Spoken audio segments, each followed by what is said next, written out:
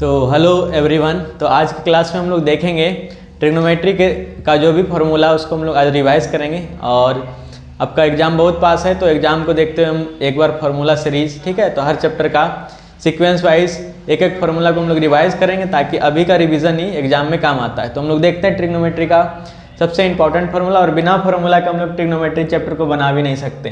तो हम लोग देखेंगे इसमें ट्रिग्नोमेट्री से रिलेटेड जितना भी फार्मूला है। तो अगर देखें हम लोग सबसे पहले थोड़ा समझ लेते हैं कि आखिर ये ट्रिग्नोमेट्री किस ट्रायंगल के लिए हम लोग वैलिड कर सकते हैं। तो बेसिकली हम लोग को पता है कि ये ट्रायंगल मतलब हम लोग कौन सा ट्रायंगल है, राइट एंगल ट्रायंगल। तो राइट एंगल ट्रायंगल में अगर हम लोग देखें तो ये होता है बेस, और ये वाला लाइन होता है परपेंडिकुलर, और ये वाला तो होता है हाइपोटेनस।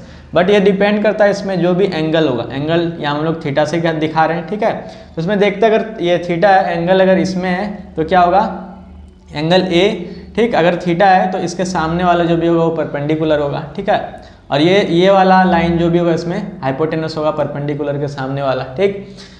जस्ट अपोजिट साइड जो होगा यहाँ पर इसका हाइपोटेनस होगा, ये परपेंडिकुलर होगा, और ये नीचे वाला जिसपे दोनों स्टैंड होगा ये बेस होगा। तो आप थोड़ा ट्रायंगल को पहले अच्छे से अगर समझ के रखें तो फार्मूला आपके लिए बहुत इजी हो जाएगा, ठीक है। तो थीटा के सामने वाला ही क्या होगा, परपेंडिकुलर होगा। अगर हम लोग थीटा को यहाँ पर कर देते हैं बाय एंगल सी पे, अगर थीटा को लेते हैं तो फिर कौन सा परपेंडिकुलर हो जाएगा, ए भी हम लोग का क्या हो जाएगा, ये वाला परपेंडिकुलर होगा, और ये क्या हो जाएगा, बेस हो जाएगा। बाकी हाइपोटेनस तो कांस्टेंट रहेगा, ठीक। तो ये थीटा पे डिपेंड करता है। अगर हम लोग थीटा यहाँ पर एज्यूम करके रखें ए को, ठीक, तो ए के अकॉर्डिंग हम लोग का अगर थीटा है तो ये होगा परपेंडिकुलर, और ये वाला क्या होगा, बेस होगा।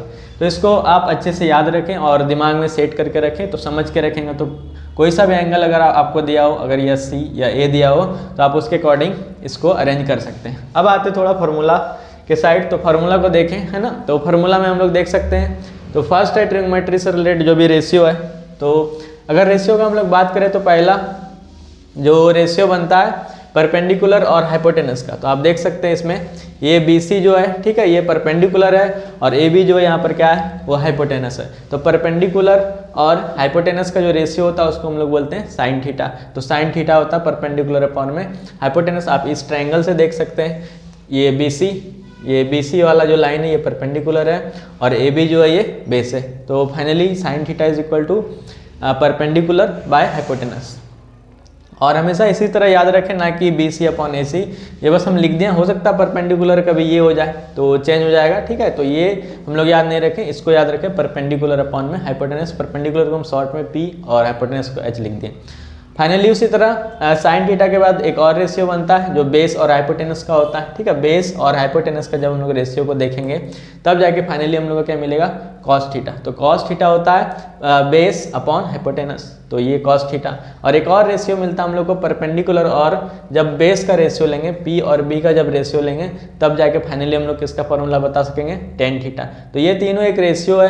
तो साइन किसका रेशियो है, P/H। तुमसे अगर कोई क्वेश्चन भी पूछ दे कि साइन थीटा क्या होता है, तो फाइनली आपको बता देना है कि साइन थीटा कुछ नहीं, एक रेशियो होता है परपेंडिकुलर और हाइपोटेनस का, ठीक। उसी तरह कॉस थीटा क्या होता है, एक रेशियो होता है बेस और हाइपोटेनस का, सेम, ठीक है। टेन थीटा भी क्या होगा, एक रेशियो होगा परपेंडिकुलर और बेस का।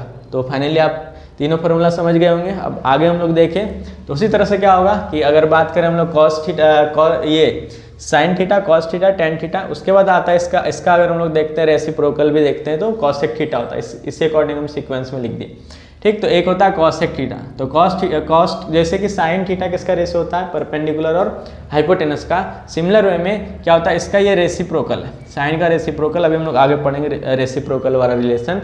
तो साइन का जैसे रेसिप्रोकल करते तो कॉसिक आता है, तो उसी तरह क्या होगा, इसका रेसिप्रोकल अगर हम लोग करें P/H का तो H/P। तो इससे एक फार्मूला बन गया कि कॉसेक थीटा किसका रेशियो हो गया, हाइपोटेनस और परपेंडिकुलर का। सिमिलर कॉस थीटा जो होता है, ठीक है, ये कॉस थीटा जो होता है ये सेक थीटा इसका रेसिप्रोकल होता है। या सेक थीटा का रेसिप्रोकल कौन होता है, कॉस थीटा होता है। तो सिमिलर वे में क्या होगा, ये अगर बेस बाय हाइपोटेनस है, ठीक है, तो बेस और हाइपोटेनस का रेशियो है, तो इसका ये क्या हो जाएगा, रेसिप्रोकल हो जाएगा हाइपोटेनस और बेस का रेशियो। तो इस तरह से हम लोग सेक थीटा क्या बताएंगे, हाइपोटेनस और बेस का रेशियो है। सिमिलर वे में कॉट थीटा का क्या हो जाएगा, बेस बाय परपेंडिकुलर। आप देख सकते हैं ये भी किसका रेसिप्रोकल है, टेन थीटा का है। तो टेन थीटा जैसे कि परपेंडिकुलर और बेस का रेशियो था, सिमिलर वे में कॉट थीटा किसका रेशियो हो जाएगा, बेस और परपेंडिकुलर का। बस इसका क्या कर देंगे हम लोग, रेसिप्रोकल करेंगे तो फाइनली ये तीनों को भी हम लोग लिख सकते हैं, समझ सकते हैं। ठीक है, तो इस तरह से क्या हो गया, ये 6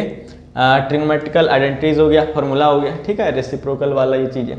अब हम लोग समझेंगे इसके बाद रेसिप्रोकल रिलेशन। ठीक है, तो ये 6 के बीच में क्या है, सबका एक रेसिप्रोकल रिलेशन भी है। ठीक, तो जैसे कि हम लोग मैथ में पढ़ते हैं पहले भी रेसिप्रोकल निकालने के लिए, है ना, तो उसी तरह से क्या होगा, साइन थीटा का अगर हम लोग रेसिप्रोकल करेंगे तो 1/cos हो जाएगा। ठीक, कॉस थीटा का रेसिप्रोकल होता है 1/sec थीटा, टेन थीटा का रेसिप्रोकल होता है 1/cot थीटा। तो इस तरह से याद रखेंगे, साइन का होता है 1/cosec, कॉस का होता है सेक, टेन का होता है कॉट। थोड़ा आप यहाँ से भी इसको मैच कर सकते हैं। तो उसके बाद क्या, अगर इसी को फिर हम लोग देखें तो जैसे साइन का रेसिप्रोकल कॉसेक होता है, तो सिमिलर वे में हम लोग क्या बोल सकते हैं, कॉसेक का भी रेसिप्रोकल क्या होगा, साइन होगा। ऐसे भी आप देख सकते हैं, इसको यहाँ शिफ्ट करेंगे तो ये वाला इधर आ जाएगा, तो कॉसेक का क्या हो जाएगा 1/sin थीटा।